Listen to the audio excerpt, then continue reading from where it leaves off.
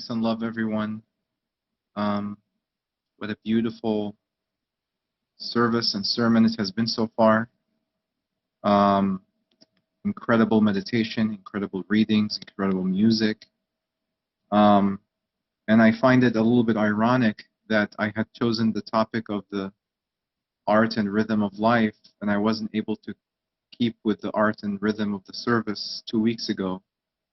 Um, I guess a little bit of dissonance is also beautiful in our lives. So I'm very I have to apologize for missing the service 2 weeks ago, and I'm very happy and fortunate to be able to join you today.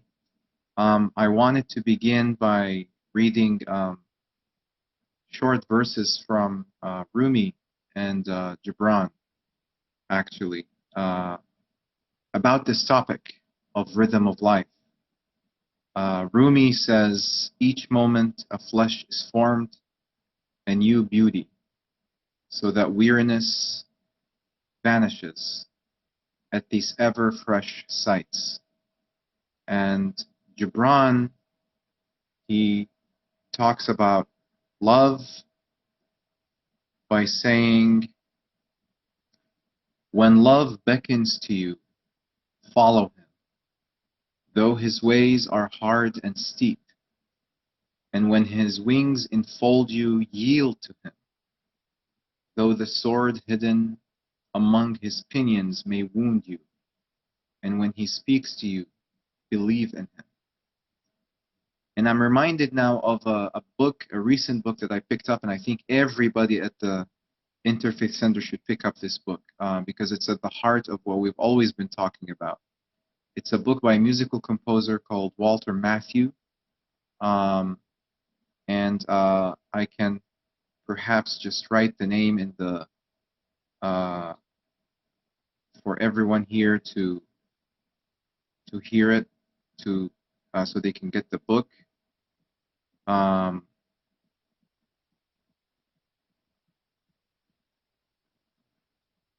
And the book is called A Musical Life and How to Live It. So the author is W.A. Matthau, and the book title is A Musical Life and How to Live It. And it's really at the heart of sort of what I wanted us to think about today, which is the objective of art is not only to produce art, to become an artist, but to live an artistic life. And as I've always mentioned before, the highest level of art, if there is an art form to be called, that deserves to be called divine, it is music. As the Sufi guru Hazrat Inayat Khan mentions in The Mysticism of Sound and Music, says if there is an art form that deserves to be called divine, it is music, because it most closely and eloquently and beautifully describes the structure of the universe.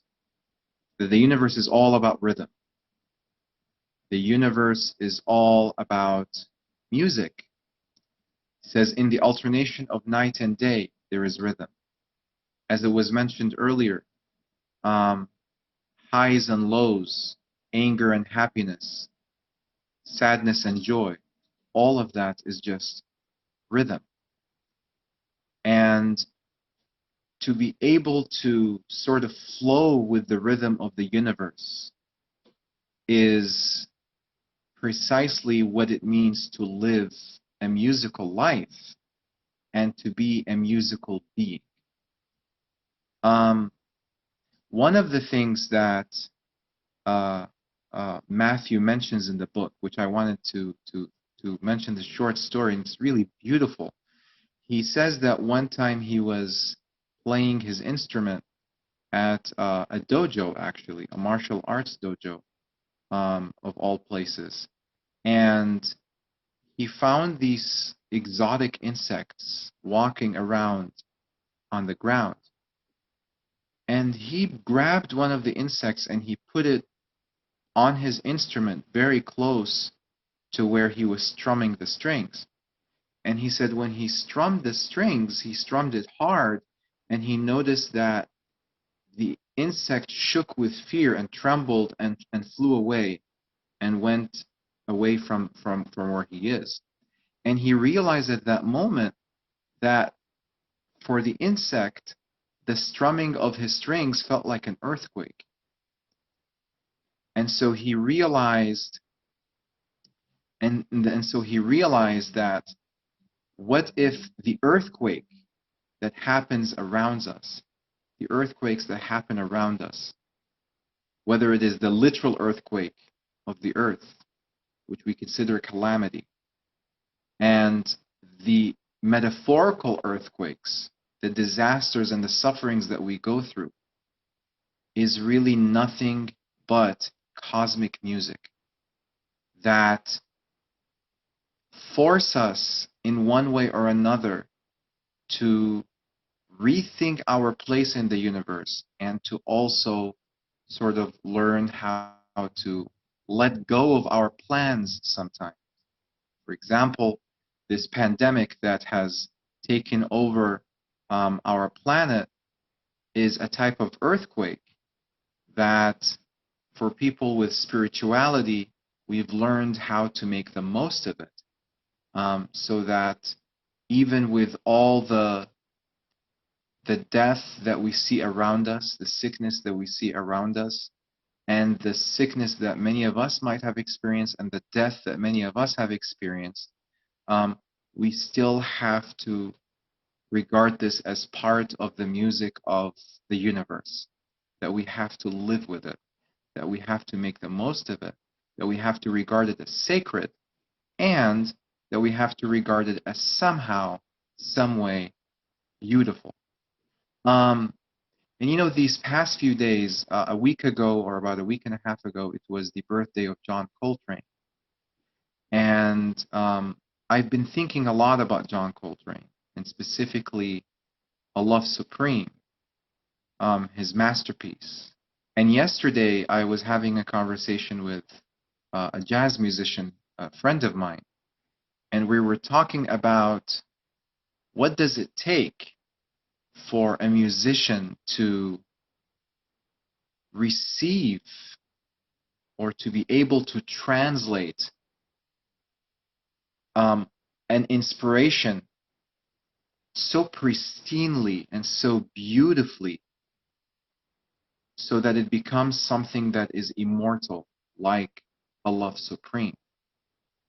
And it gets to the conversation we were talking about, this idea of intentionality, right? This idea of being completely in tune with the rhythm of the universe.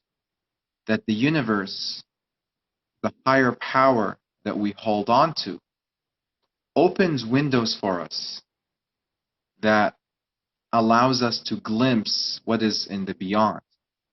And those windows are open for only a very short period of time. And our biggest challenge at that moment is not to say, we are not ready yet. We are not strong enough to go and grab and receive this gift, but to actually jump in. If we say to ourselves, I'm not ready, I'm not strong enough to receive the gift that is coming to me, then that is assuming that that the higher power doesn't know what it's doing, that oneness doesn't know what it's doing. But in reality, once we recognize that we are channels, just as John Coltrane believed he was a channel for divine music to flow through him and to become immortal and to make him eternal with his music, then we can recognize that no, this voice that keeps the ego that keeps telling me I'm not strong enough, I am not ready enough to receive this gift, is the voice that's trying to hold me back. It's a voice that's trying to not allow this great gift to manifest through me.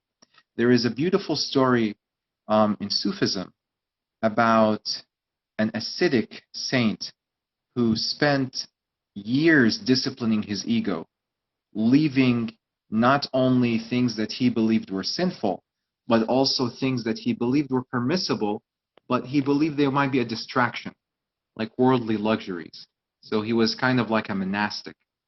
And he left behind a type of sweet, a dessert that he really, really loved. And it took him about 10, 20 years to discipline his ego so that it no longer desired this particular type of sweet or dessert. And then all of a sudden one day he's walking in the road, and a man comes to him with a tray filled with these sweets. And this ascetic begins to cry. And the man asks him, "Why are you crying?" He said, "Because it took me 20 years to discipline my ego so that I no longer desire the sweets, and you're coming to destroy everything I've worked on for 20 years." And then the man who's bringing the dessert, he says to him, he says, "I am an angel, and God is sending me to you with a message." And the message is, and this is so powerful, this is at the heart of what we're saying. It says the message is, whoever is gifted something and doesn't take it, there will come a time they will ask for it and they will not be given. Right? Whoever is gifted something and they don't take it at the time that it comes, they don't grab the opportunity when the universe gives it to you, then there will come a time where they will be asked, but they will not be given. And in Sufism, there is this idea that if you're given something, if you're given a gift, you're also given the power to treat it wisely. You're also given the power to show gratitude for it. But if you ask for something and you try and force it, then you will be left to your own avails. But the beauty of this universe is that we're always given gifts.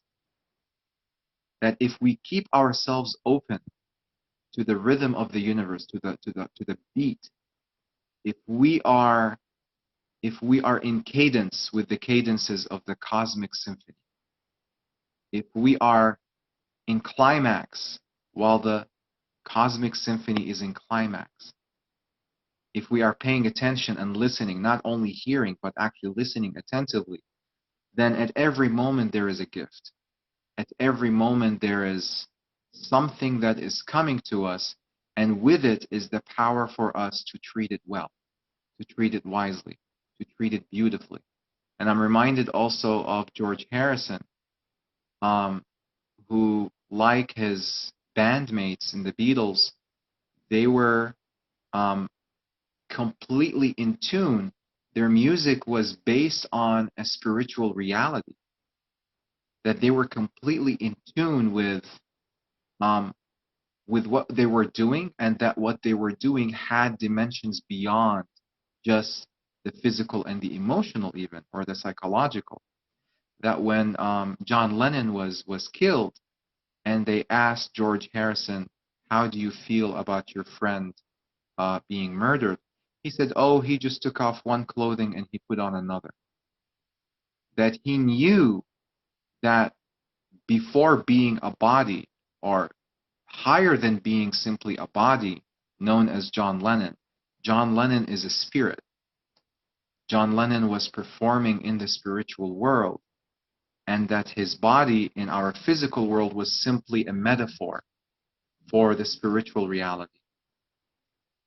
And so music, art, and creativity, and the idea of rhythm, even in painting, right?